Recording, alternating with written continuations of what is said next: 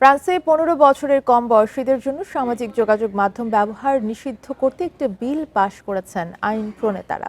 অতিরিক্ত screen time থেকে শিশুদের সুরক্ষিত রাখতে এমন উদ্যোগ নেওয়া হয়েছে। পার্লামেন্টের নিম্নকক্ষ ন্যাশনাল অ্যাসেম্বলিতে সোমবার রাতভর চলা এক অধিবেশনে বিলটি নিয়ে ভোটাভুটি হয়। প্রস্তাবের পক্ষে ভোট পড়ে ১৩০টি আর বিপক্ষে ২১টি ভোট পড়ে। এখন বিলটিকে ফ্রান্সের উচ্চকক্ষ সেনেটে পাঠানো হবে, সেখানে পাশ হওয়ার পর এটিকে আইনে পরিণত করা হবে।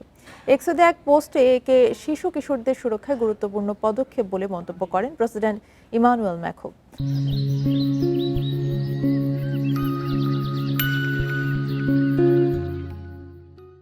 প্রস্তাবিত এই আইনের আওতায় হাই স্কুলে মুঠোফোনের ব্যবহার নিষিদ্ধ রাখার কথাও বলা হয়েছে। গত ডিসেম্বরে ১৬ বছরের কম বয়সীদের জন্য সামাজিক যোগাযোগ মাধ্যম নিষিদ্ধ করে আইন পাশ করে অস্ট্রেলিয়া। এ ধরনের পদক্ষেপ নেওয়া দ্বিতীয় দেশ হতে যাচ্ছে ফ্রান্স।